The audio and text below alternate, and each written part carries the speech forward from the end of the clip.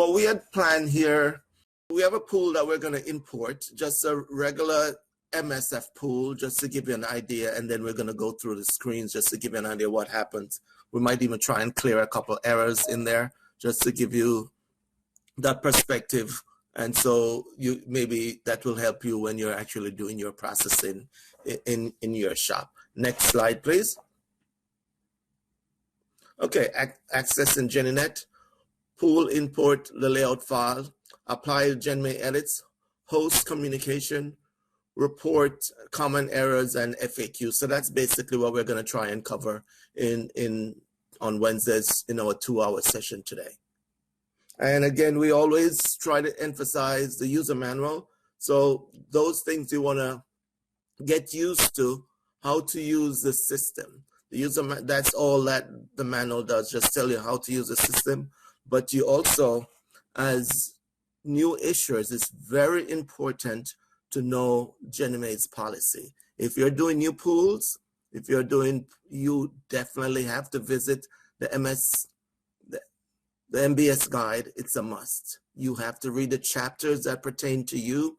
If you're going to do multiple pools, custom pools, X pools, you want to make sure you read those chapters so you know the nuances when you're actually getting ready to set up the pool. That is very, very important. Not just going to GenNet and enter the information. You want to know what some of the policies are in terms of the pool type you're doing. That's very important. So you want to check out the MBS guide on GenMe website. I always call it our Bible. You should know what goes on and when there's an update, so that will give you the guidance before you start doing your new pools. Next slide, please. Okay, and right now, if everybody knows that to access GinnieNet, we all go through MGM now. We don't go through the old way of logging in like how we used to do. If you're a seasoned GinnieNet user, we used to have a user ID I5. We don't do that now. We log in through the portal. We log in with our user ID, which is most likely our email address and the password, and it takes you into MGM. And from MGM, that's where you go and you locate GinnieNet now. So that's a good thing.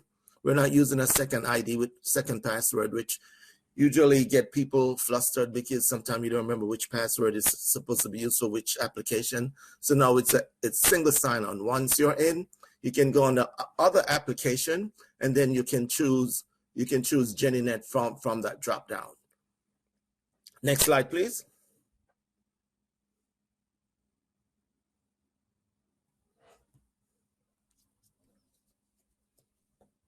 And as you know, GenNet, you can log into GenNet and process pools 2 ways. You can do manual data entry, or you can also build an import file, a flat file that you can go in and I suggest most of the time if you're get that flat file information to your tech person so they can be aware. So if they're going to build a file, they have the specs to do that. On this screen, what it shows you, if you log into the system, go to on the import, it tells you where you can go to bring that to where it says page help. That's where you have the actual file layout. And I think we have that in one of our demonstration in a little bit. So that's just telling you most people, most of the users that I know, most of the company that are using GenNet does go in through import. But if you're a small shop and you do one pool and it's just one loan, you might say, I don't need an import file. I can actually sit and do the data entry. But I'm sure if your volume is much larger, it wouldn't be best for you to actually sit and do all those data entries. So it's best to build an import file. Sometimes it's done in-house. Sometimes users tend to use some vendors out there who actually build this file and also can help you with that process. Next slide, please.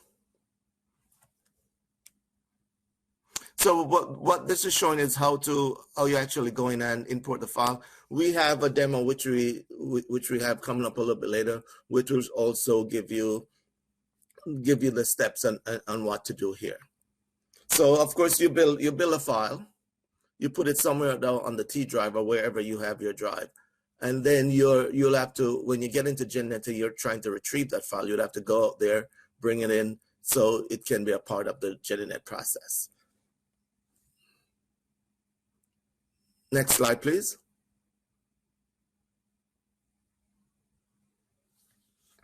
And it says GenNet on the web demonstration. So we did a recording just to aid you with the import. So I think, Marbell, if that is queued up, we can go through that the first video now, just to go through that process.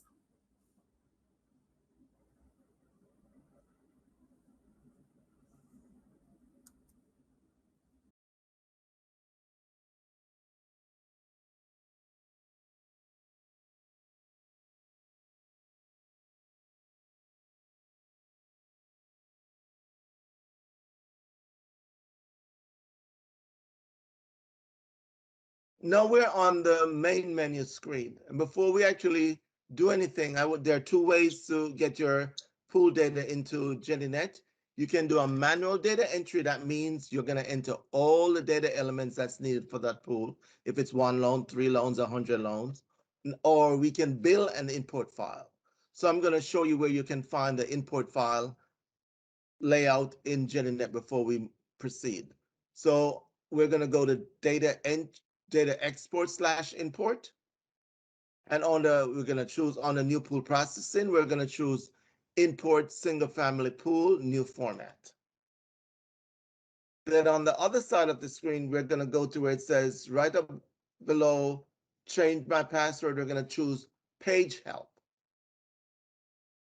Page help.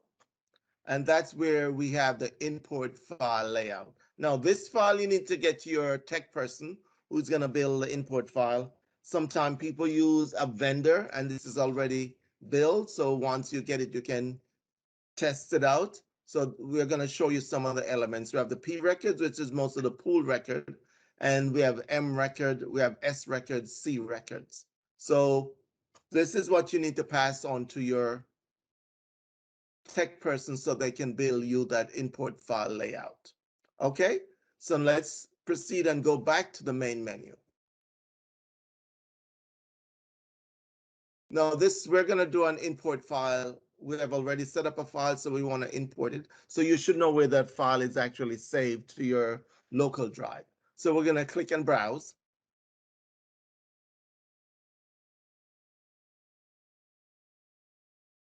We're going to identify that file. Once where it says import file, it's on our P drive, ZZ9103MSF. We give the file the pool number. Easier to identify that way. We have a section that says run GenMe edits. This can take a long time, depends on the larger pool. So we're going to go to data export/import.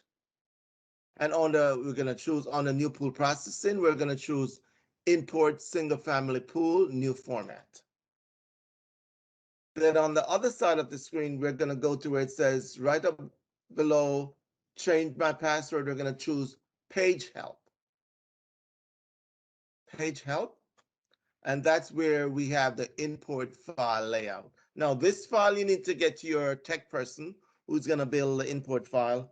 Sometimes people use a vendor, and this is already built. So once you get it, you can test it out. So we're going to show you some of the elements. We have the P records, which is most of the pool record, and we have M record, we have S records, C records. So this is what you need to pass on to your tech person so they can build you that import file layout. Okay, so let's proceed and go back to the main menu. Now we're going to do an import file. We have already set up a file, so we want to import it. So you should know where that file is actually saved to your local drive. So we're going to click and browse.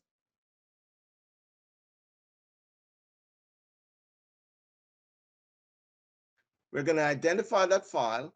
Once where it says import file, it's on our P drive, ZZ9103MSF. MSF. We call it, give the file the pool number. Easier to identify that way.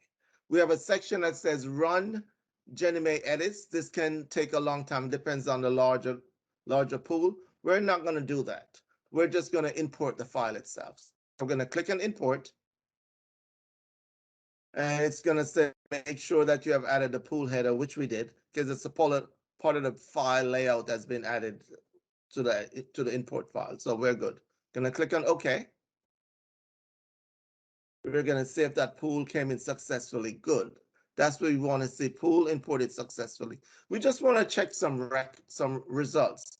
So let's go up to the section that says results and see what was imported. We have a master agreement record imported. We have 3 mortgage record imported, and we have a subscriber record imported. So that's good. We can also go to the area that says GenMe edits. And it says GenMe edits not run. So we know we have to run this edit to make sure the pool has passed the edits. So we're good. The pool is imported. Now I want to show you what the import file looked like in terms of the data elements. So we're going to go back to the main menu. And now on the data entry / review, new pool processing, single family processing. These are the fields that needs to be filled in order for a pool to be successfully submitted. We have to have the 11705, 11706. We have single family serial note Schedule A. That screen is used for SN, serial note pool, so we won't be using that as part of our process today. Then we have single family subscriber, my mistake. Then we have certification and agreement 11711B. And the last thing on that screen we're going to need to do is apply the GenMe edits for a single family. Now let's try and see what the 11705 looks like, pool detail. On this screen, we can just do search, and any pool comes up for that issue month, we can pick from the list. We're going to look at ZZ9103MSF on the 11705 subscribe, the pool details screen. Now, these are all the data element that was imported. You notice some fields are blank, like the FTN field is blank. That field only comes up when you submit the pool, so it will fill in with the FTN information. Description is blank. That comes in when you reject a pool on the custodian side. Signed by, that field is filled in when you submit the pool using your RSA token. And you notice some of the data elements in red are from the import information that came in. Now the section in black are filled in according to your master agreement. Information like your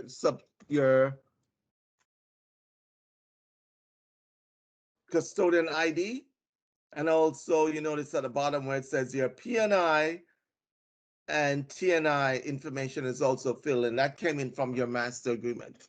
You have the issue date that's filled in. You have the maturity date that's filled in. And also you have the settlement date. That's the agreement you made with the investor for the pool to settle on that day. That's the day the Fed will make the settlement. If you notice at the bottom where it says just pool information, you have latest last pay date. What the system did, it picked up the latest last payment date from the pool from all the loans, and will determine the maturity date. Number of participants, that's the subscriber information. If they were in a short-term maturity, it will show. Short-term UPB will also show. It also picks up the highest UPB amount. And also pick up the total position amount. That's the pool, that's the amount you're going to be issuing for that pool. So that's basically the 11705. Now let's try and see if we can see what the mortgage information look like. There are 3 loans in the pool. We're just going to look at one just to give you an idea what the data elements are when the pool is filled out. Yes. And again, we have pool header. And just to let you know, this IREC is collapsible if you don't want to go through all the screen and see all of this. So let's collapse the pool header information and just bring up the general information. The general information is the most information on the pool. So you have the pool number, which is a number that's created by you, the issuer, in your system. You have the case number. So if it's a FHA case number, you'll see the mortgage type says FHA there. You have the P&I amount. You have the OPB, which is the original principal amount. You have the unpaid balance. That's after the amortization. And this one loan had a unscheduled principal amount, so it also pick up that curtailment amount as part of the import. And then you go down to other thing. You have the interest rate. Let's go over the other side. Where you'll find the interest rate. We have a section called mortgage margin. You notice the mortgage margin is blank. That only pertain to if you're doing your ARM pools. So we're not doing an ARM pool here, we're doing an MSF, so there's no mortgage margin. We have the first payment date of the loan. We have the last payment date of the loan. We have the loan origination date. And go further down, you'll see loan purpose code, LTV amount, loan type code, living unit. All that information are part of that import file layout. So you want to make sure you get that information correct. And then if you go further down, we have the borrower's information. The first name, the last name, the social security number, and the credit score. Just to let you know, the social security information, when it's submitted, does not go over to the custodian. The custodian brings up this loan on their side, it will show up as XXX. They will not see the actual social security number. Then we have the property information. That's the property address. We have the city, the state, and the zip code. And of course, we have some other general information on the loan. If there's a MIN number, if the loan is registered with MERS, you'll have that 18-digit MIN number. And of course, the mom, it's a yes. The mortgage, I forget what that's called, but I'll find it out for you. So that's just give you an example of what the mortgage information looks like on the loan level. Now let's go to the subscriber. Now the subscriber information is the delivery instructions. This is what you need to make sure you have the correct information, because this is what's going to be sent over to the Fed, so the delivery can be made on that specified settlement that you have on the 11705. You have the ABA information, then you have the delivery instruction. So this is a JP Morgan Chase /cost/1234. That's the delivery instruction that the Fed needs to make that delivery. And then you have additional information, attention accounts department. Then you have the position amount. The position amount is an attention accounts department. Then you have the position amount. The position amount is all the pool amount should attention accounts department. Then you have the accounts department. Then you have the position amount. The position amount is all the pool amount should equal accounts department. Then you have the position amount. The position amount is all the pool amount should equal to that position amount. Just to let you know, there are times that you can have more than one subscriber information. Hold, but please. If you have two, those two amounts must equal to the accounts department. Then you have the position amount. The position amount is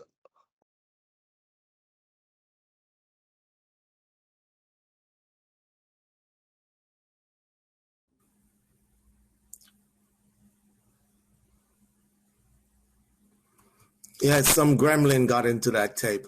When I tape this, I never said that part so many times. So we're trying to figure out what's going on here.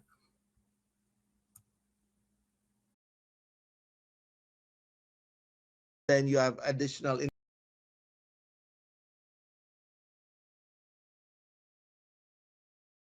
then you have additional information, attention, accounts department. Are there any Then you questions have the while we position figure out amount. what's going on with our tape?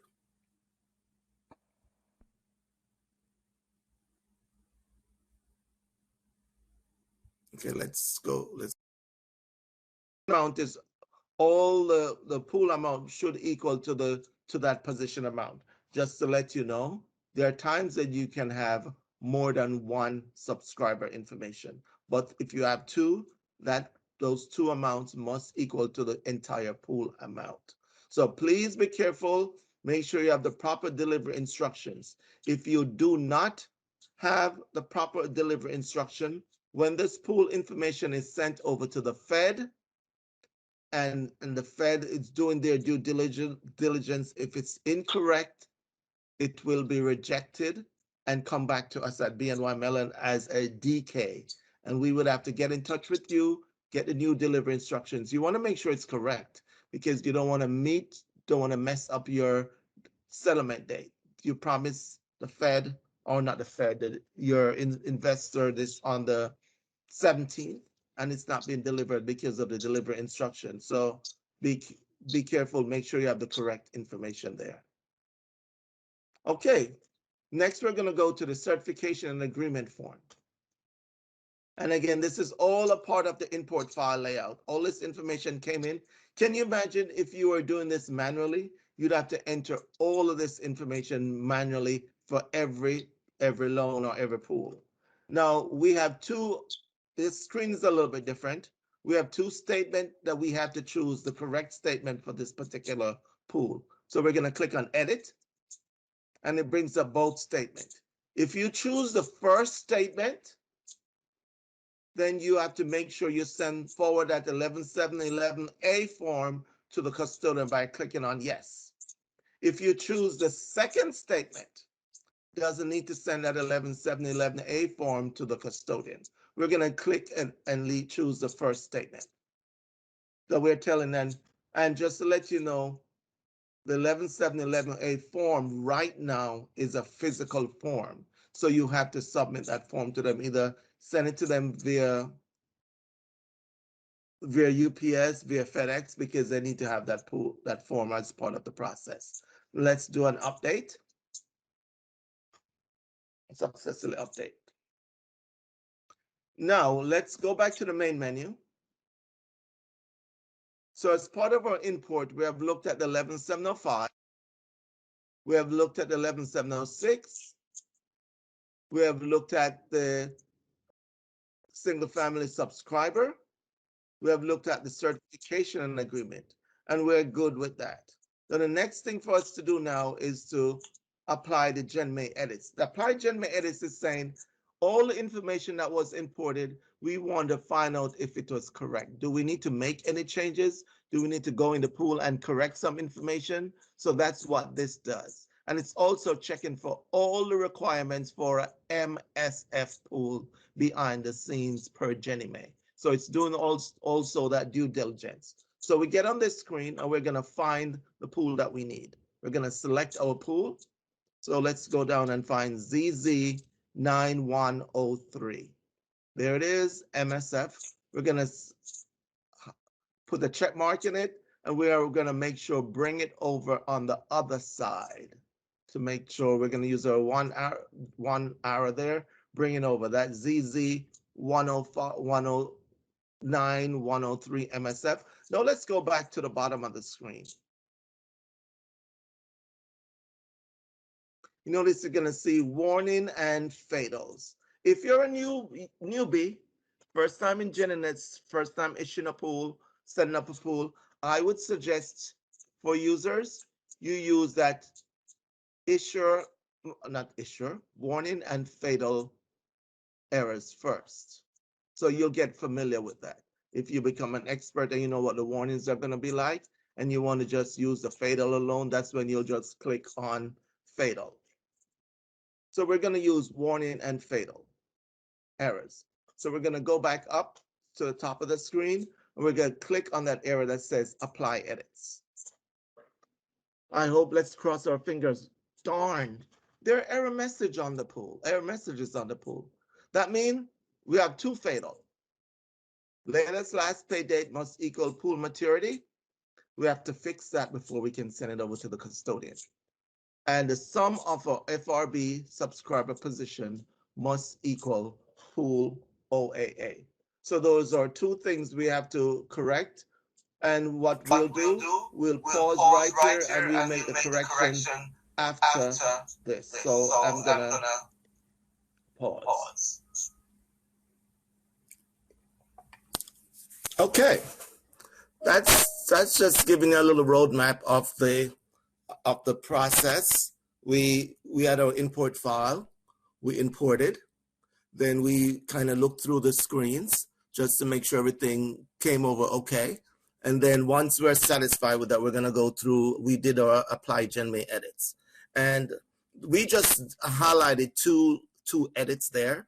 There could be other fatal errors or warnings that you could have actually gotten with the import file what you're doing. So it's very important to pay attention to that. Most people, when you actually import a pool, you might not even get an error message. You might have imported a clean pool in the system, but that pool still cannot go until it actually passed the edit. So that's why it's set up on that screen. The last check there is to apply the GenMe edit. So are there any questions or concerns before we move on?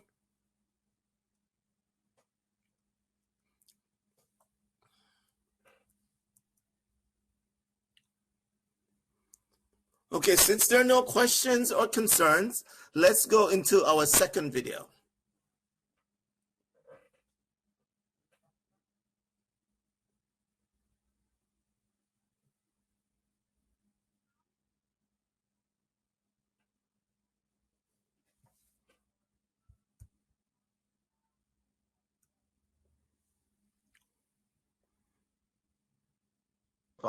The pool details screen to make that change.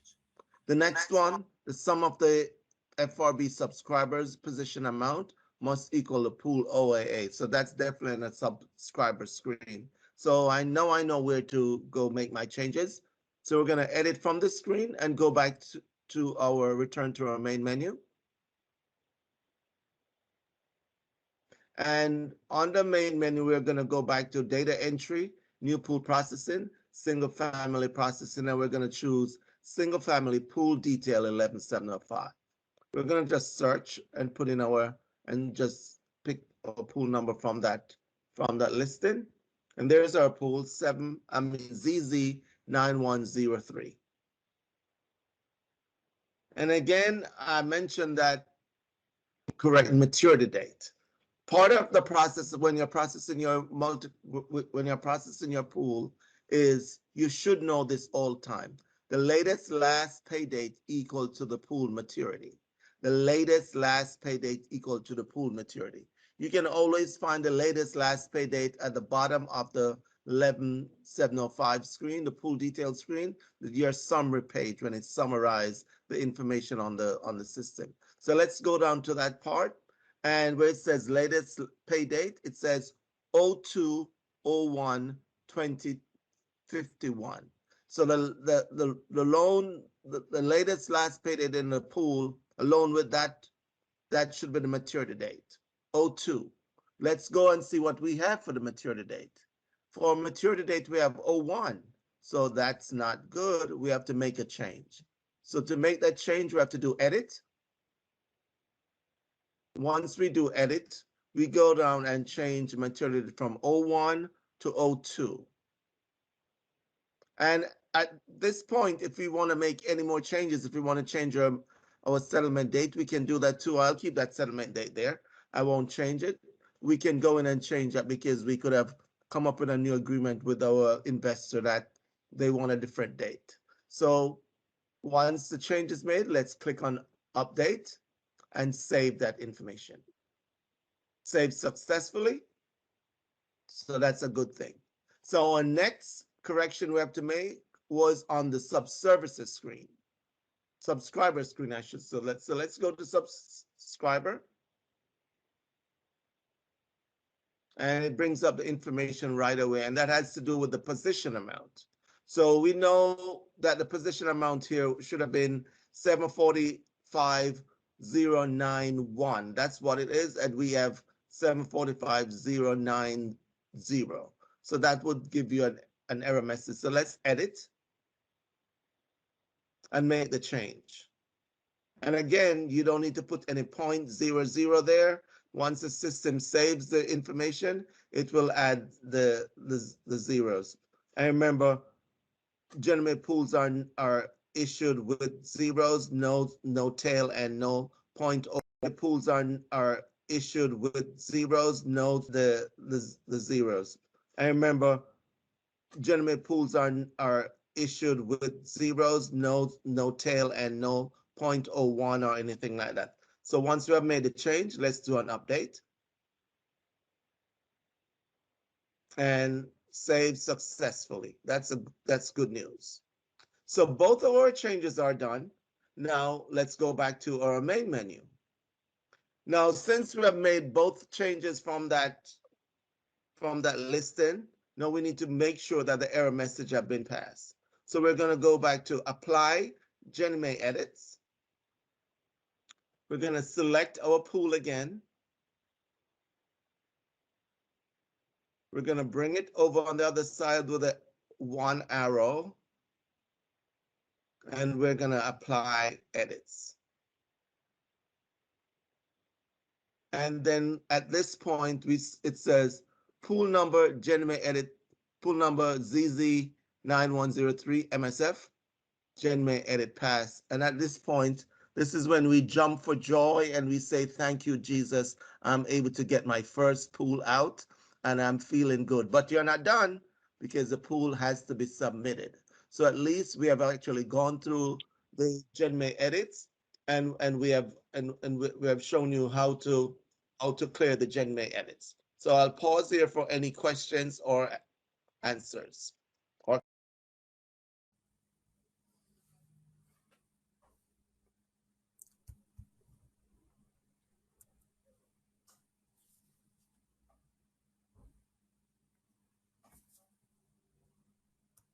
Okay, so we're going to go in and try and print this is when we're going to print the documents now. We can put in the pool number, we can search. Once we search, it brings up all the pools that are available. We're going to find the one that we're looking for. We're going to click on search, and then it brings up the request. The request has been processed, and it tells you where to go to actually click. Please click report download. In this system, it takes a while sometimes for the pool to actually generate because there's a lot of report on this server here, so it does take a while.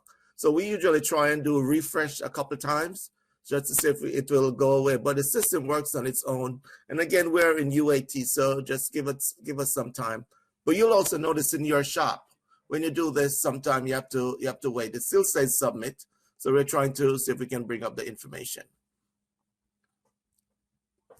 At this point, it takes a while from submit to change. So that's what we're waiting. So it can actually generate the 11705. That's taking quite a long time. It's just a one document. But again, it's 11705 and it's the UAT environment. So that's why it might be running a little bit slow. So in your real world, it shouldn't take that long. And good, we got a complete. So once we got a complete, we're able to open the file. At this point, we're going to open it, but it's up to you if you want to print the form or do the PDF for it. That's up to you, whichever works best for you in your shop.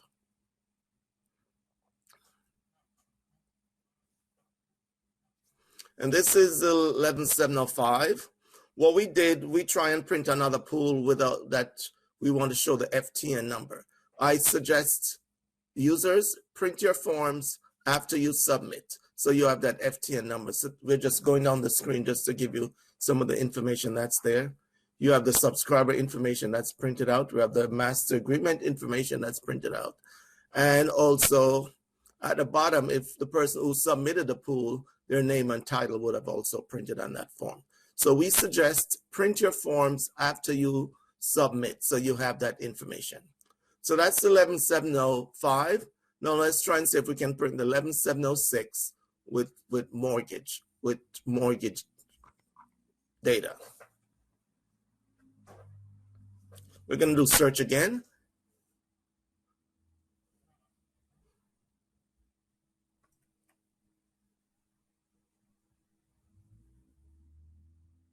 It's taking a while to come up, so let's do search again. Okay, we're going to select a pool. Click on display selected report. We're going to, that information comes up that it's been prepared. Click on OK. Then we're going to go to report download. And right away, this one is processing. You can see it on the screen. The status says processing. So that's 11705. You see with a report name there that says 11706, schedule of pool mortgages with data, new pool processing. So that one is processing. As soon as it comes turned to complete, we're able to actually generate that form. And again, I'm mentioning, if you're one of those companies who say we're conserving on paper and you don't have to print the document all the time, you can always save it to a PDF. Now it says complete, so we're able to print that form and see what it looks like. We're going to open.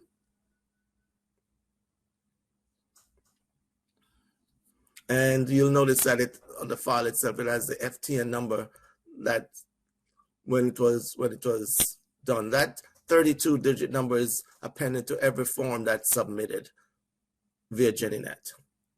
And it shows you the makeup of the pool, the 1 FHA, the 2 VA, all the necessary information there on the pool. Then it goes into the pool details, or I should say more like the mortgage detail. We have the data elements there for the 3 mortgages. Then you have the last sheet that talks about when the pool is certified and all that stuff. That information is also filled in. So just want to show you how to go in and do the report. So, and again, we suggest you print the reports after you submit your pool, so you have the FTN number append to the document. And then we're back to the main menu. And can you stop this video now so I can? Then we have one more video to go. But let me just. Any questions or concerns on the report? Okay, I got a question from Jessica. Is a signature required on 11.7 when submitting it to the document custodian, or will just the name and title as it shows? Yes, Jessica, that alone is acceptable right now, because a couple years ago you had to, when you were going through electronic signature and we had to actually sign it on a tablet, or signature used to print on there. But now GenMe does accept it, since the data, the information is being sent electronically. You're not sending anything to us at BNY Mellon.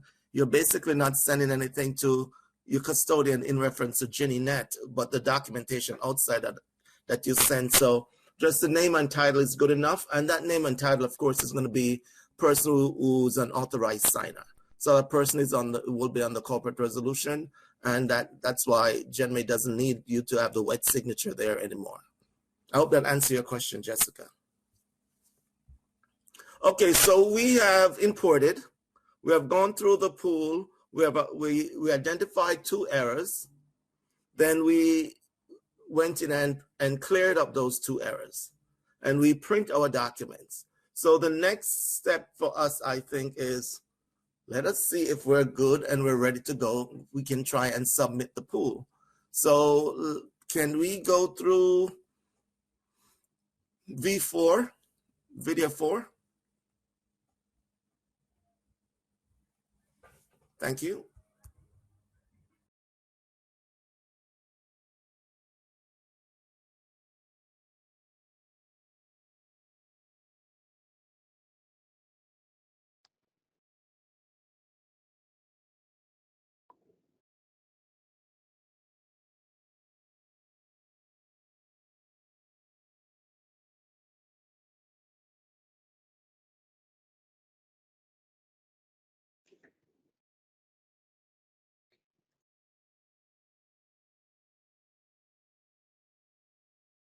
we're going to submit. We're going to bring it over on the other side. And once we do that, we click on OK. You want to make sure it says pool to be submitted. It's there, one pool we're doing. Then we're going to click at the bottom that says submit. Now, this is when it comes up with enter your My GenMe ID and your password. That's your MGM ID. Once that information is entered, we click on OK. Then it's now asking for the PIN. That's your 4-digit PIN. And then the 6-digit passcode that comes on the RSA token. Sometime when you bring up the token, your physical token, it might be close to reset. So just wait until it resets and bring up a new set of number. And I think that's what I was doing here. So it reset. I got that new PIN. Click on OK. It's validated my PIN and it said successful. So that pool is submitted successful. So that pool right now is out over to the custodian. The custodian have that pool. So I want to go back to the pool detail. 11.7, we want to look at the screens just to see what it looks like.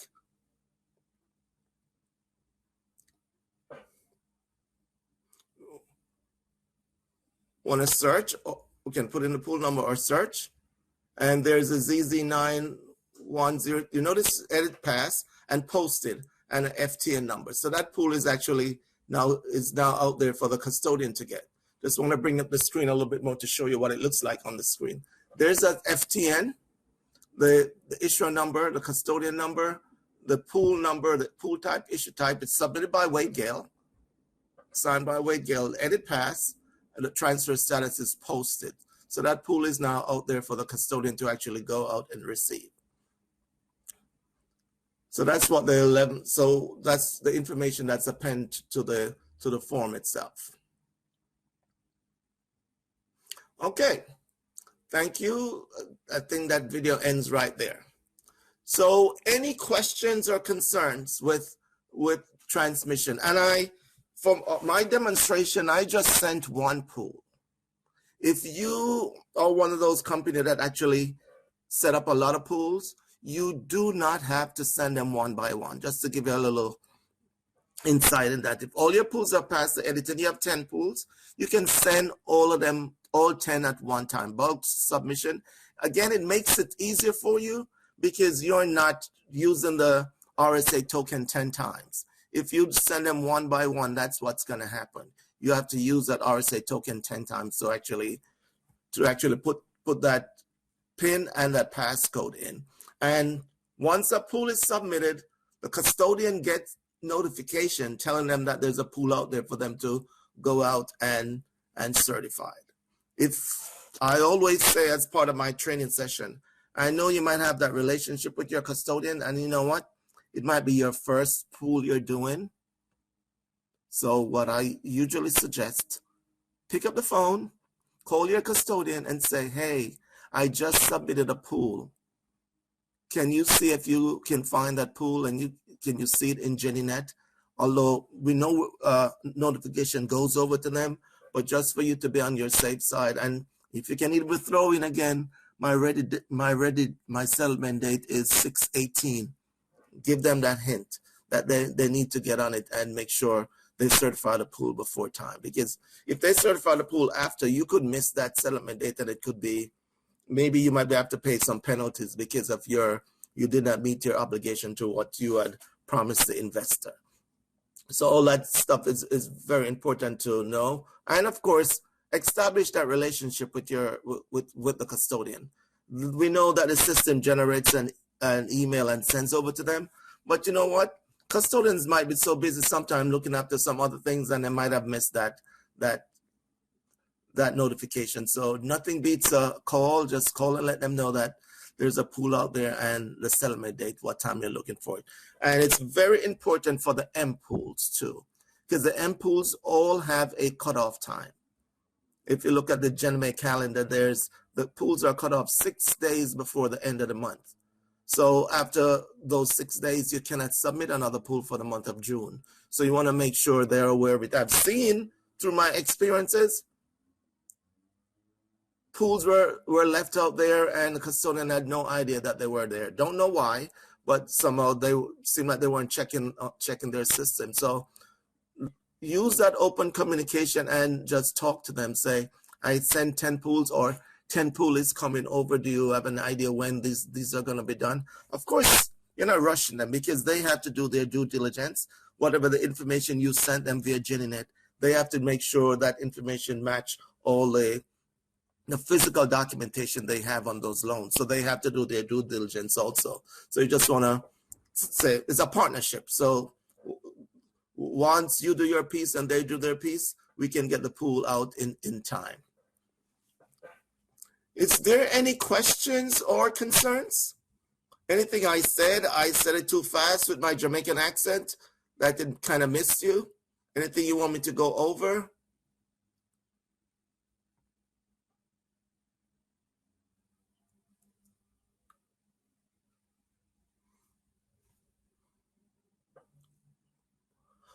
Okay. Next slide, please. I think it's our break slide, isn't it? It's not. Okay, so these are some of the things that we went over earlier. The pool issuance and delivery. We have the GenNet user manual. You want to look through this, and we just kind of give you an idea where some of the information is. Obtaining an active secure ID token, log into GenNet single family pool detail. We'll just kind of list them there for you, so it might be easier for you to just follow through. Next slide. Oh, I know there was a break coming up somewhere. So we're gonna break. It's now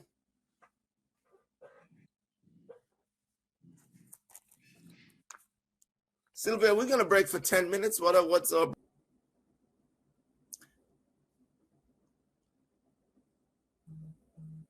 Hey, welcome back, everyone. Hope you had some time to fill out the survey. And we're gonna continue with our training. Maribel, or is it okay for you to move to the next slide, please? Okay. We had talked about some of these things. We just want to make sure we reemphasize some, like applying GenMe edit. We had mentioned it in this must pass for a pool can be posted to the network. This function checks the pool and the mortgage data against GenMe MBS guide requirements. So we're just not putting in anything because we want an edit or a fatal to come up. If there are errors, individual record must be corrected and GenMe edits must be applied again, which you saw we did that. A pool is not available for transmission to the network unless it passes all GenMe edits. Yes, that's true.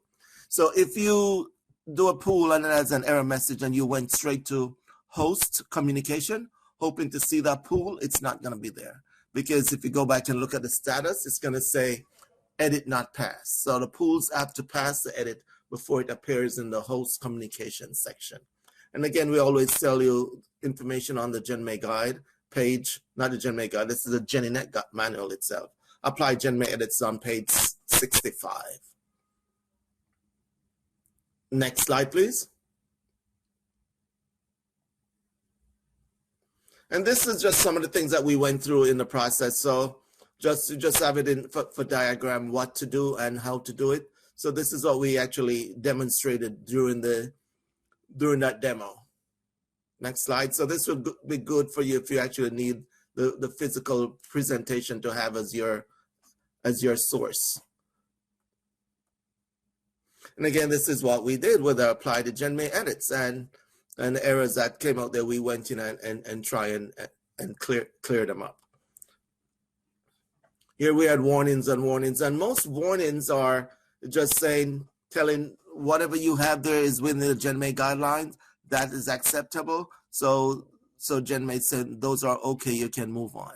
So that's why I also encourage new users, make sure when you're running your edits, do your warning and fatals. So you're aware of what the warnings will look like in GenNet. If you become a pro and you know this pool is gonna give me that upfront MIP edit, then you know you might just do the fatals and go right there and try and clear them. But I always say just do the warning and fatal just to make sure you know what's coming out on those error reports. Next slide, please. And again, this is a screen that we at the host communication that shows when to submit a pool. You notice that in red says for assistance to delete a pool that has been included in the 2 o'clock sweep. We talked about that yesterday. If you submitted a pool and you want it to be deleted, and you missed the, say for instance, you missed the 12 o'clock sweep, 12 o'clock deletion, you as an issuer can go in and delete that pool. And this pool is a part of our 2 o'clock sweep. You have to get in touch with us. You have to call a hotline and say, I have a pool that was downloaded or is scheduled for settlement tomorrow, and I want to make some changes. Can you tell me if you still have that pool? We might have that pool right now in our pool, in our pile, or our pool pile for issuance in the afternoon, because what we do, we get everything and we gather all the information, and then we do a release to the Fed at 4 o'clock. So if that pool is in that batch, we will pull it and send you an email and say we have it, and you might say, okay, I need this pool deleted. We can delete the pool for you. You won't be able to. So you just want to take that in mind. That's why we put that message there. And that message, that phone number does work also, but this is the UAT system. But there's the newer phone number, that 800-234-4662 option number 1 does work and get you into the GenMe customer support group. Next slide.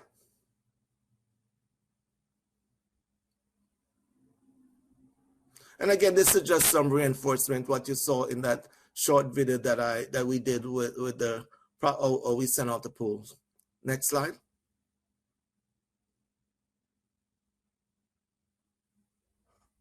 And again, this is just talks about the forms. We did show you how to print the 1175 and the 11706 with data. So this is just some of the new pool processing forms that are available for your, if you want to print and save them as a record into the pool file. So you have the ability to do that. Next. Okay, just some common, we did highlight a couple of these. Incorrect maturity date on the pool detailed screen. Cross-check latest last pay date of loans with pool for the maturity date. That's one of the first tip I usually give the users when they're going in GenNet. To determine your maturity date, the maturity date is determined by the highest latest last pay date of all the loans in the pool. That will determine the maturity date.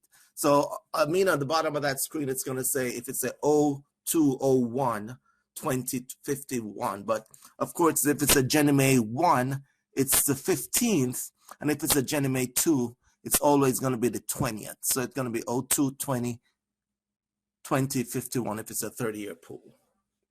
Subscriber total position does not equal to pool OA amount. Cross-check total position entered on the subscriber screen with a total pool amount. Pool details screen. I guess if you do an import, the total amount of the OAA will come in, and that amount should match the amount you're doing for the position. If those two amounts are not the same, then you're going to get some error message there. Cannot submit pool on host communication.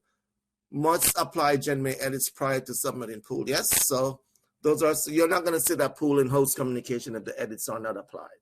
So those are just some of the things you need to know. Update the subscriber, update the maturity date on the pool detail screen, update the subscriber position amount, and check pool status on pool detail screen to ensure status read pass edits. Those are very important things so you can get ahead to do your submission. Next slide, please.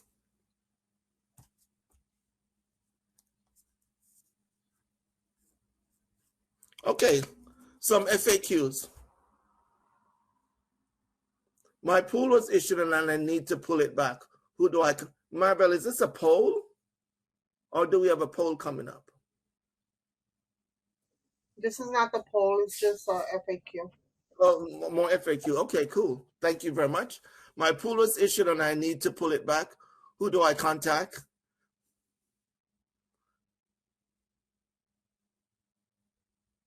Please contact your GenMe account executive for guidance. Okay, makes sense. That means issued. You notice that it says issued there and not submitted. because if a pool is issued and now you need to make changes, it's out of our hands at BNY Mellon. So we usually say, speak to your account executive and tell them what position, what situation you're in, and then they can advise you on what to do. Maybe it's an M pool. I might say it might be best to keep the loan in there or keep that MIP. If it's they might also suggest you might need to terminate the pool. It all depends on what works best for when they give you those advice. So you want to reach out to them. I need to adjust my delivery instructions, and my pool was submitted/certified. Okay, please call GenMe customer service at that number, 1-833-466-2435. Yes, because delivery instructions, you might put something in there and you realize that you need to make some changes. Get in touch with us, because we usually have to send this pool over to the settlement desk, because they might have been queuing this pool to send off to the Fed, and now they have to hold that back and request that you send the new delivery instructions so they can send the pool off to the Fed with that correct delivery instruction. So it's very important to just call us and let us know these things are coming, because we would have to send off this to another group so they can be prepared for that. What are the cutoff times for new pool submission? And again, yesterday we talked about pay attention to that pool date calendar. Very important, especially if you're doing M pools, because they're a little bit trickier than the X and the C, because they have different settlement dates. So you just want to pay attention if that's what you're doing. Next slide. Okay, break. But before we break, do we have John Kozak on the line?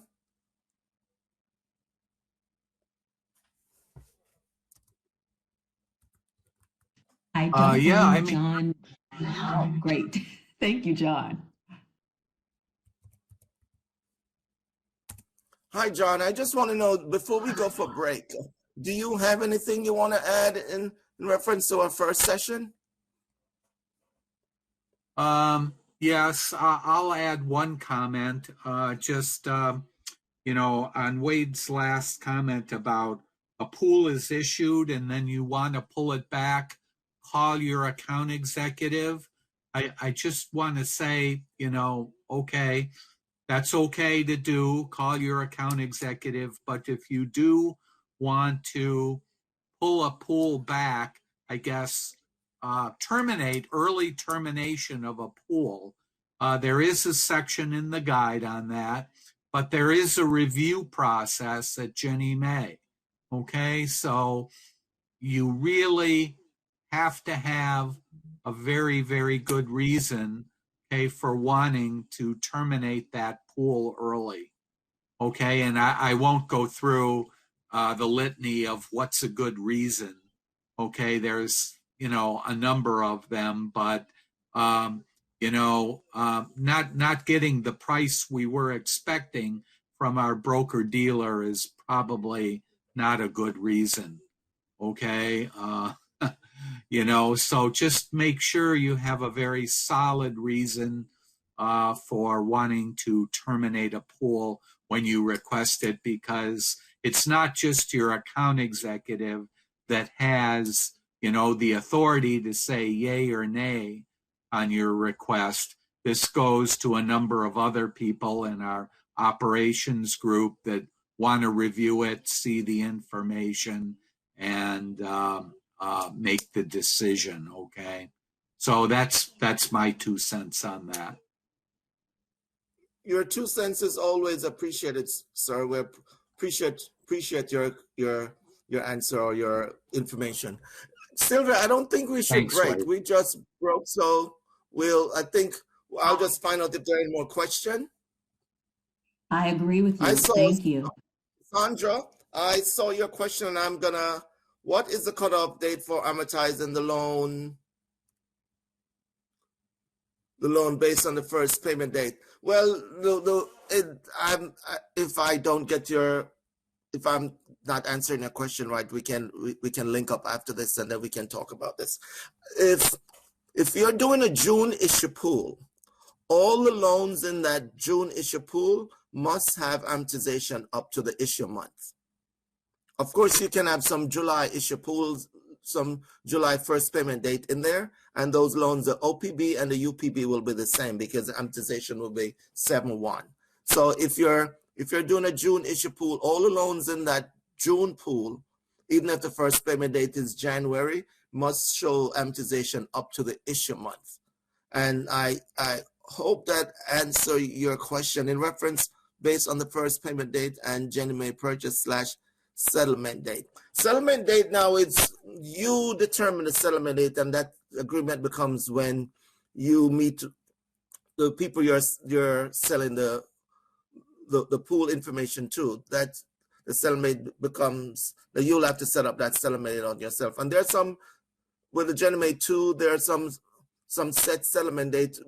Most of the pools, if for 30 years, they try to settle at a certain time, so you can also follow that guideline. I hope I'm able to answer your question. If I'm not, I'll put my email address in the chat a little bit later, and then we can explore it a little bit more, Sandra. Just let me know.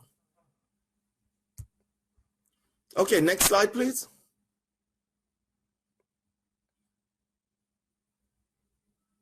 GenNet certification module. What we did, we just have a couple of slides here because we talk about sending the stuff over to the next slide, please.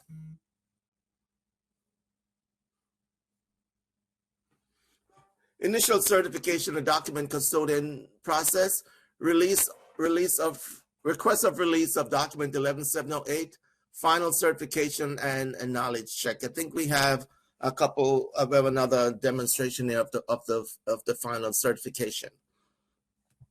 Of course, in the GenNet space, you as the issuer, you're also working with the custodian. So the pool is submitted on your end. Instantly, that pool is available to the custodian. It's not an hour later, it's not 2 hours later, it's not 2 days later. Instantly, that pool is available on the custodian system. Although they also do get a notification, and I had mentioned earlier, nothing wrong with you sending them a phone, picking up the phone and giving them a call, say, hey, pool 1, 2, 3, 4, 5, 6, MSF is out there waiting for you to certify. Especially, I mentioned MSF a lot of time because we have had issuers who have submitted M pools before the prescribed cutoff date that's on the GenMe's calendar, and the custodian did not go out and certify the pool in time. So when they try to certify the pool, they got a message on their end saying the pool has passed the cutoff. Yes, it has, because the cutoff, maybe I'm going to use a date. Maybe the cutoff could be the 22nd. Maybe next week is the 21st, might be the last day for June. If they try and certify the pool on the 22nd, it's too late. So you know what's going to happen now? If you submit them 6 pools and those didn't get certified, that's going to be on you. Those pools are not going to be issued as M pools for this month. So you'll have to have some serious discussion with your custodian and some serious discussion with your investors that those pools are not going to be delivered because they weren't certified on time. So that's why I said keep that open communication. Don't think because you submit a pool, the custodian's going to see it. They should, but hey, do a follow-up just to make sure everything is good on your end, because those are just some of your, for me, it's just some of your quality check after the pool is submitted. So they're in the loop, and they're very clear what your settlement date is. So they'll try and meet that, because they might have other customers they're working with, but you just want to tell them those things. Let's go to the next slide. Wade, before we go on, I may have missed it, but Argenis Chavez had a question.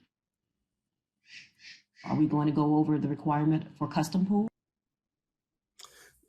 No, we're not going to go over the requirement for custom pools. What we did in our presentation today is just give you a little snippet of an M pool. That's why I've been stressing, if you're doing customs, make sure you have to read the GenMe MBS guide and make sure you pick up those requirements. Like custom pool, I can give you 3 loans, must be over $1 million. They're not MIPs, they're single issuance, just like the X pool, the C pools are single issuance. And one thing I can tell you for custom pools also is you're going to need the EIN number, a 9-digit EIN number for all custom pools, and you're also going to need an EIN number for X pools. For the M pools, there are no EIN number that's needed. You'll see that on 11705. So, and that EIN number means you would have to get those numbers through the IRS. I know it's time consuming. Sometimes the IRS doesn't respond right away with EIN numbers. So what GenMe had done for the custom pools and the X single family pool is you can get in touch with us and request temporary EIN numbers. So we generate those temporary EIN numbers and send them to you, and then you can use those numbers in the pool, but with the expectation you will go back to the Fed and request these request these EIN, and when you do get them, you send a permanent EIN number to us so we can update our system. So that's one thing I want to mention for the X pools and the C pools.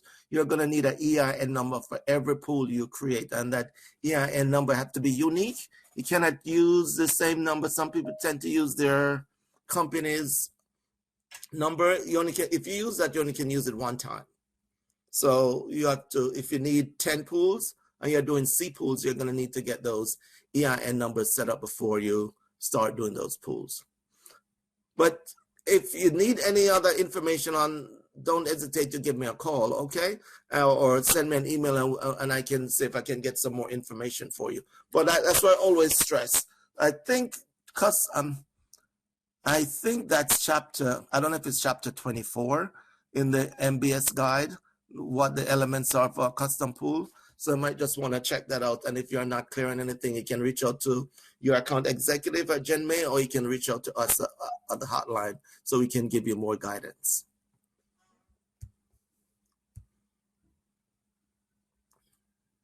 Next slide, please.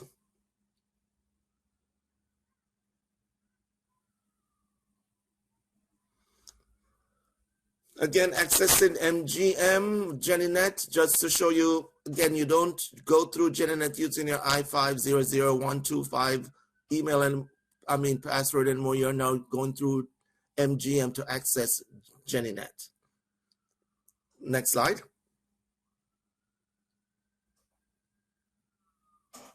Document custodian initial certification. Just want to give you, when the pool has been submitted to the GenNet network, the document custodian must certify the pool. GenNet sends an e-notification to the custodian advising that there is a pool awaiting certification. The custodian completes the certification in GenNet. This initiates the pool processing timeline. So this is what we have here, what happens. The issuer submits a pool, the document custodian certifies, GenNetwork sweeps at 2 p.m. and at 9 p.m. The pools that are swept at 2 p.m.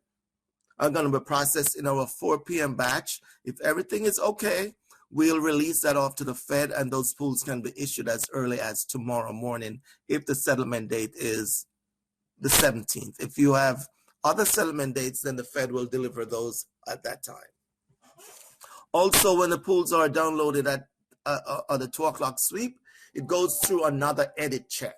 Edit check meaning we just want to make sure, GenMe wants to make sure that nothing was missed on the GennieNet side. So we go through another edit check and check through those things. So some of the things we might find on GenMe's end is pool number.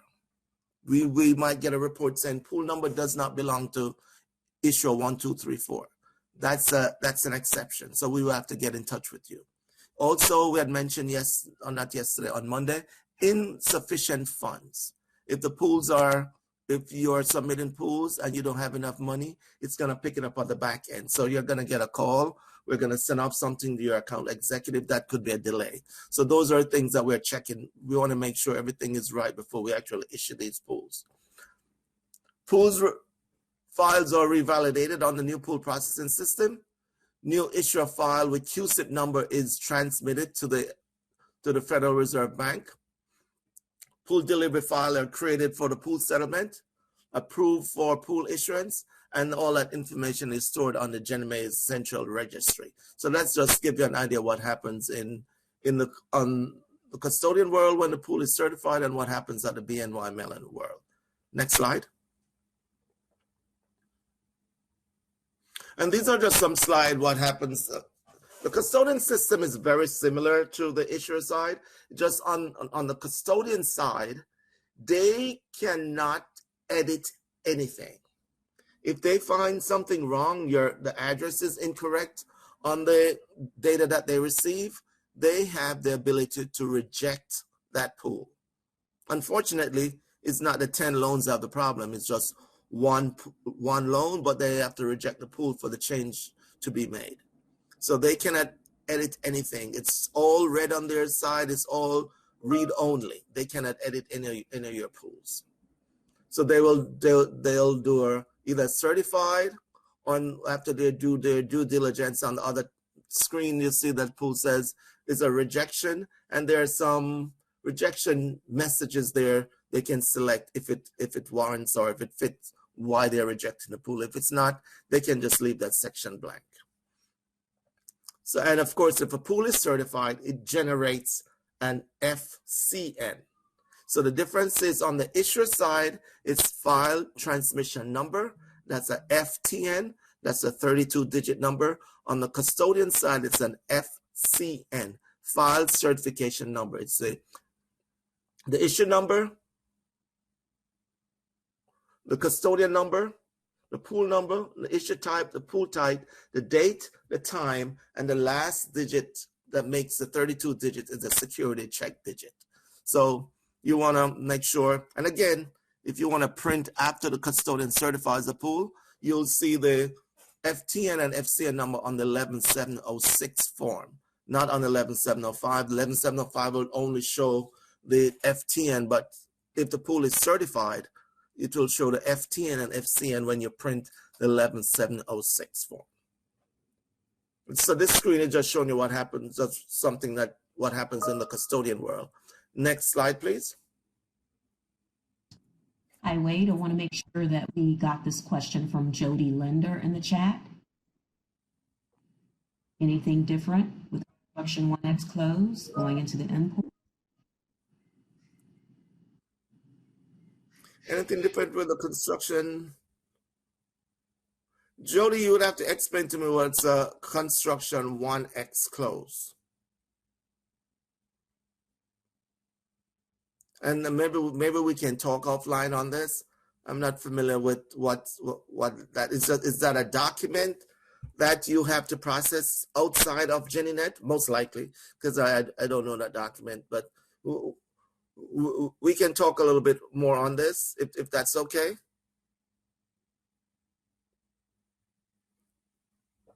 We can talk a little bit more on that, Jody, just to understand your question a little bit. So you can reach out to me after the session, and then we can try and see if we can give you an answer for that, okay? I appreciate it. Thank you. Again, custodian holds the documents for the issuers, and we have something in GenNet called request for release of documents. It's not a mandatory task or users, but it's in GenNet. Most people I know right now, if they need a document from the custodian, they're actually sending them a fax or an email, and they do the correspondence that way. But just want to let you know, you can actually do this process via GenNet. The 11708, you can request the documents. If you see on the data entry screen, it comes up with the HUD 11708. On the other side, it shows you what the screen looks like when you're putting in the information. So you can actually do a request for a release of documents via GennieNet. And you can find that information in the GenNet user manual on page 85 if you're gonna ever do that. Most people have their way of doing it and it works for them, so they'd rather not do it via GenNet, but we still have the ability to do it through GenNet, and it checks if the pool was accepted when the custodian submit the documents. So you have those paper trail there in the GenNet system. Next slide, please. Okay.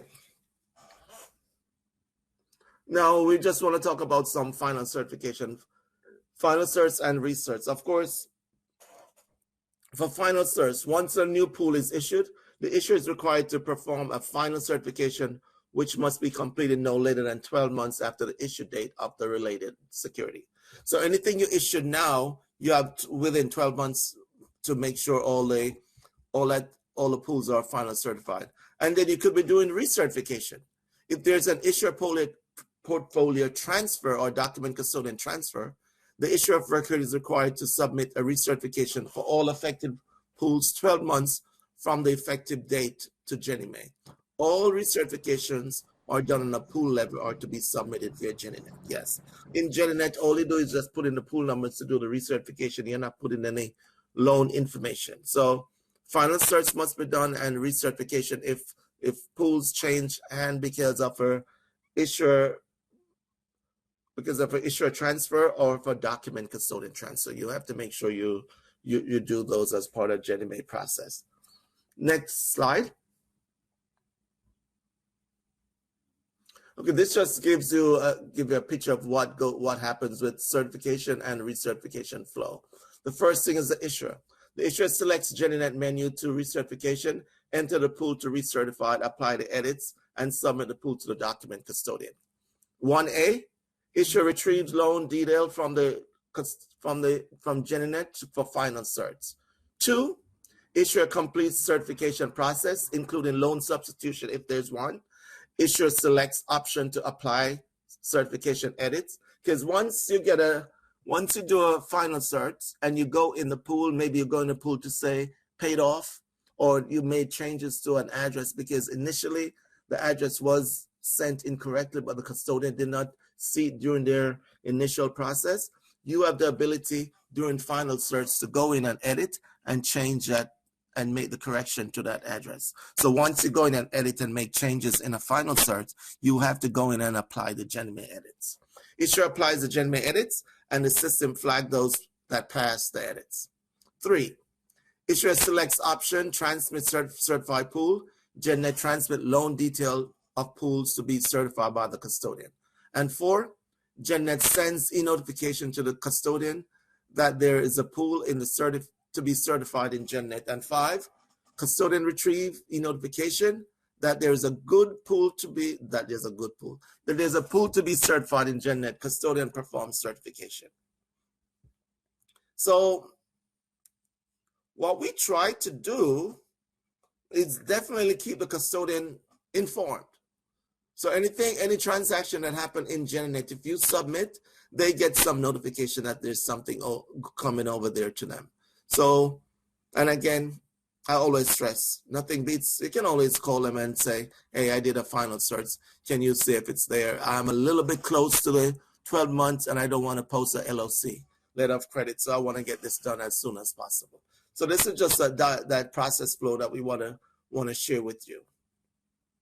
Next slide, please. Wade, before we move on, we have something in the chat from Argenis Chavez. Are we able to do a mass recertification request if GenMe has asked us to move document custodians due to our current custodian no longer being a GenMe approved document custodian? Document custodian transfer, yes. If it's you can do a complete transfer in GenNet. You can do a partial, you can do a complete merger, and you can do a partial merger. I think in our session tomorrow, we're gonna go through that a little bit more and do a little demonstration, yes. But you can do a document custodian transfer via the system. You can build an import file and import all those pools and do it that way. Yes, you can.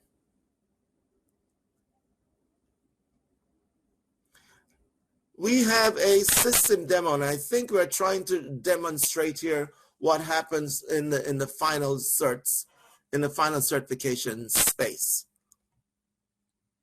So can we cue that? I think it's V5.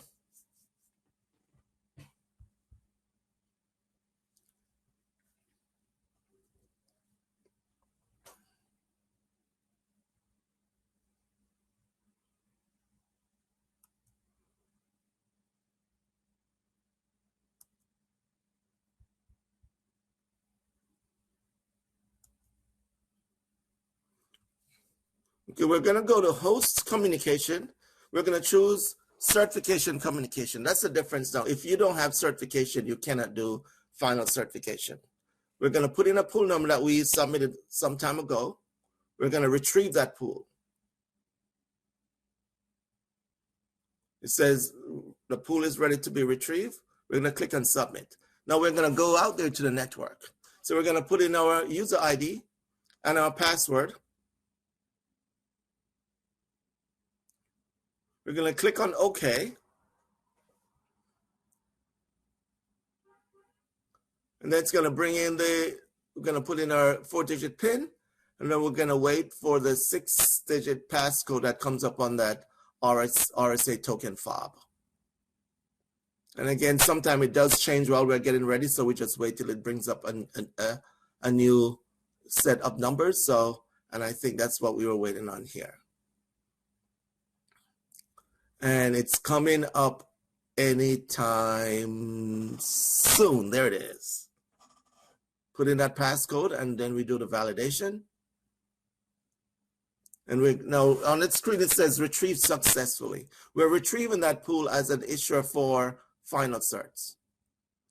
So it's there. So we're going to go back to data entry, certification. We're not going to go to single family certification pool detail. We're going to look at that pool. Let's bring in the pool.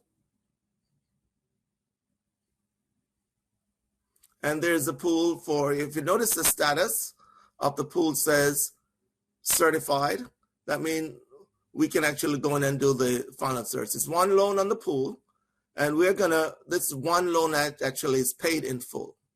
So we're gonna go down and hit one of the exception code there. It says paid in full. Then click on OK.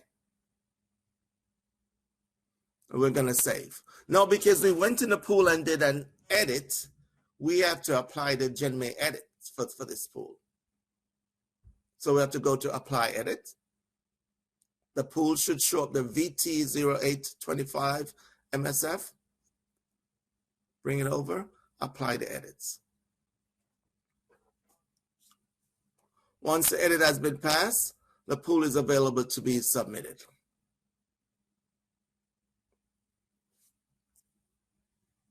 We're going to go back to host communication, certification communication. We're going to select final search to submit. The pool shows up there.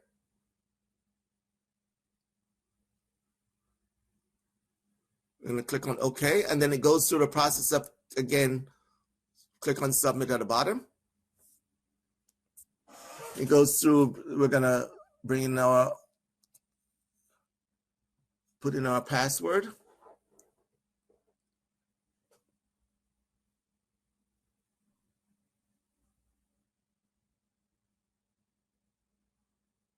Then we're going to put in our 4-digit PIN and our RSA token, passcode. Again, we're waiting a little bit because we just want to make sure it's cleared. Sometimes it's at like 2 seconds. There's a number coming up.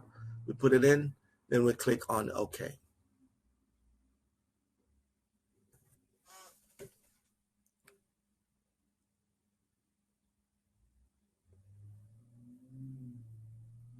Doing the validation.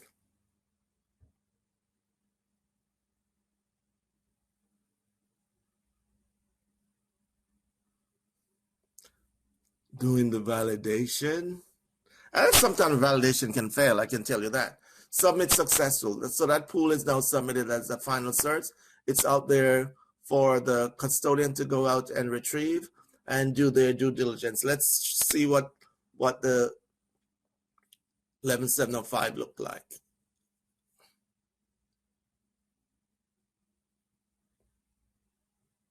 Put in the pool number, then click on search. And notice now on the screen, you notice it says FCFTN. That's the difference from the initial pool. It said final, it said just FT. Now it's final search FT and the status pass, and the pool is posted. So the pool is out there for the custodian to retrieve and do their due diligence on it. There's a possibility they could reject it if they if everything doesn't match to them on the screen. So just be mindful of that. Thank you. I think that's the end of that video. So let's go back to the presentation. That was a quick video. This only had one loan. In our, most of the time in our world, you might not find only one loan in a pool. Yeah, we had two. We know you did this deliberately. We had two power surge right here in Far Rockaway, New York, back to back. So Yeah. it just throw up my internet, but everything else is up and running. So I'm glad I'm back. Yeah, this screen was just basically just to go over what we did initially with the final certs. I know it was a quick video that we did, and again, we just did one pool in your environment. You might end up doing multiple retrievals. So we just show how to do one. So you have the ability to do more than one retrieval for your final cert.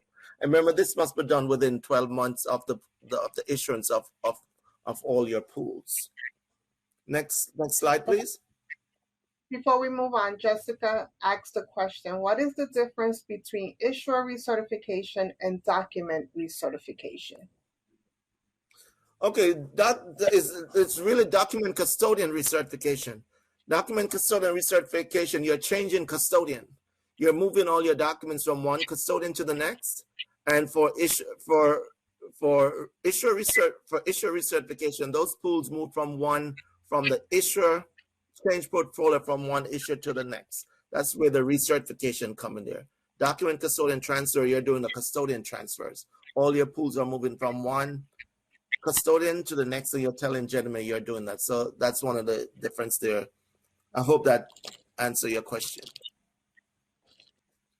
I guess this is just what we had shown earlier with the final certs and the research, how to go about doing it. So we just wanted to give these screens so it can reinforce what we saw in the demo, and you can use this as maybe as a tool, as a guidance, if you go into your shop and you actually do need to do the final certs and recertification. Next slide, please.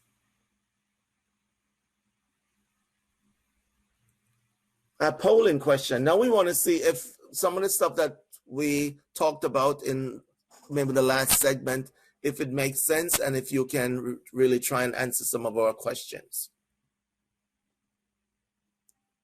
And the first question is, how should I submit pools for recertification? 1,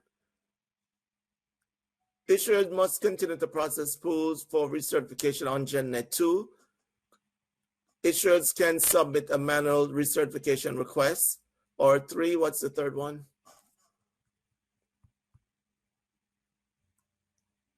Issuers can submit recertification using GMAP 1.0. Okay.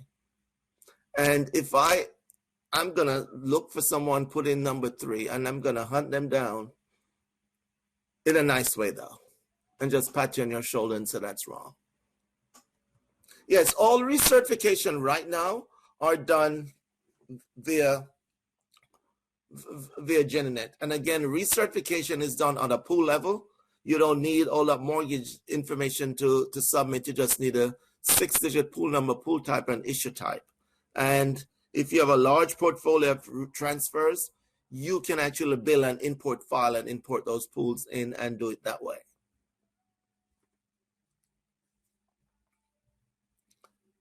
Thank you for your participation. Next question.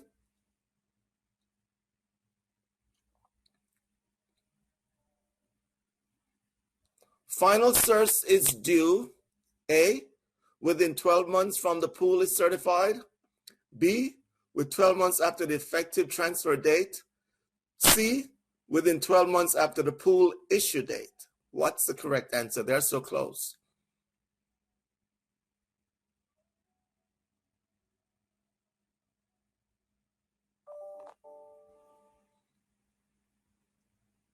Remember, we have that little section there that with the circle, and it tells us when the final cert pools must be done.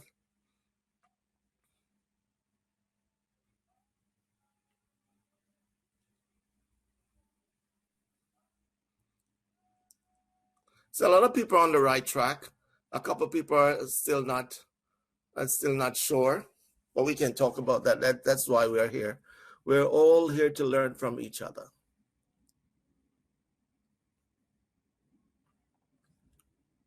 So some people are still making up their minds.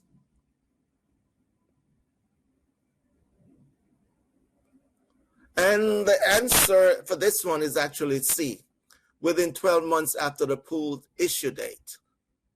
Within 12 months after the effective transfer date, that's if you're doing document custodian transfer B, and within 12 months after the pool is certified, it's 12 months after the issue date. So that's GenMe's thing. So the answer is actually C for that.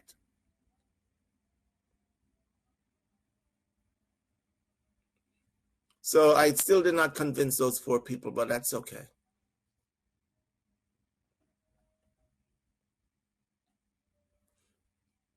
Next, oh, 1 person retreated, 2 did. The last, one of the reasons, which reason code are not available when completing the HUD Form 11708 request for documents? There's a set of reason code. If you're not used to it, you might not know. We have paid in full, credit score drop. The third one is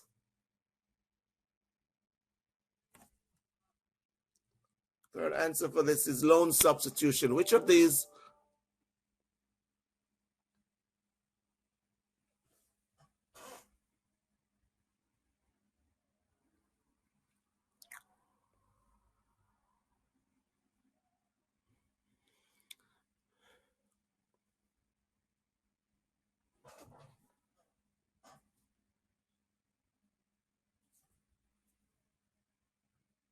Yes, the answer for this is actually the credit score drop. That one is not one of the picks that from GenMe. Paid in full, loan substitution default, and is there also on that sheet when you're requesting the loan back from the custodian, you have the ability to actually put one of the reasons there. So right now, paid credit score drop is not one of them. We just throw that in there to just kind of throw people off. So that's the correct answer. Thank you for participating in the poll. Is there any questions? Let me check.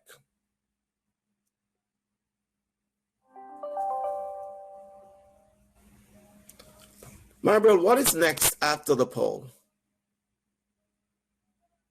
More question and answer. Yes, I thought so. Is there anything I said, again, always throw my Jamaican accent in there because sometimes I can talk fast.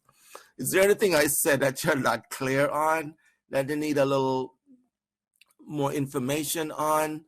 If you'd rather not do it here, what I'll do, I'll put my email address in the chat.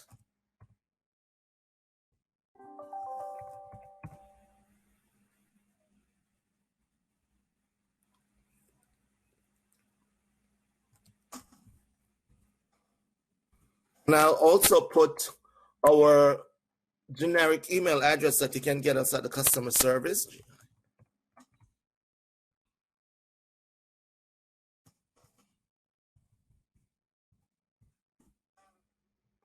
GenMe1@bnymelon.com. Those are the second one.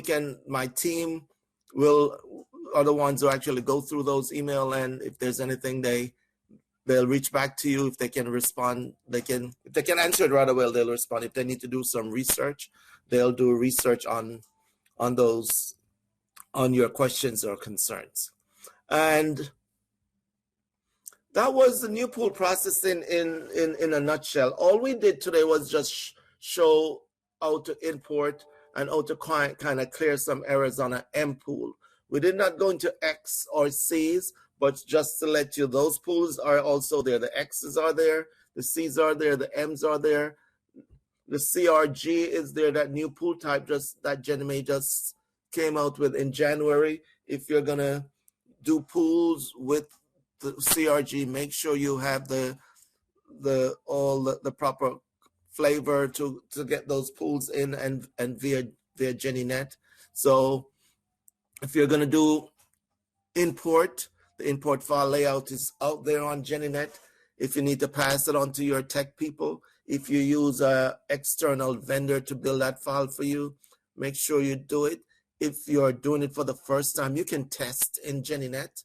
What I'll suggest if you're testing an import file, just make up a 6-digit, a different pool number from the one you requested, so there's no conflict. And once you do your import, look through your screens, make sure everything came over okay. You apply your edits and you print your forms, you make sure everything looked good. Then you can go in and delete that pool. You don't have to keep it there, but I encourage people to do test data before they actually submit their first pool. But change up your pool number. Use your own unique pool number. It must be at least 6-digit. It can be all numeric. It can be 2 numeric and then the other 4 numbers. So just make up that, so it will help you before you actually start doing it. And I always encourage you, know your account executive at GenMe. Because there's sometimes you're going through processes and you need to get the policy side of things. And your account executive at GenMe should be able to help you on that. Because sometimes you'll call us and we suggest you reach out to the GenMe account executive for that response or that answer. If for the processing piece, we can always help you on that, how to use GenNet and go through certain things. But get to know your account executive. A lot of times people would say, when I ask a question, I hear they said, "Oh, my account executive is Wade Gale." I'm like, whoa, it seems like I have a lot of. I know I'm Jamaican, and Jamaicans have a lot of jobs, but I am not an account executive yet. So you definitely know your account executive. Like John Kozak is one who is on the line. John, do you have anything else to say in reference to our issues and our processing? No. I think you've summed it up pretty well, Wade. We account executives can be helpful on sometimes on policy interpretations, things like that. And Bank of New York is very, very good at the operational aspects of GennieNet. Appreciate it, sir. Thank you very much. And we really appreciate you coming in to help us with this. Much appreciated. Sure. My pleasure. Are there any questions? Any other questions? Any other concerns you want to share with us in the chat?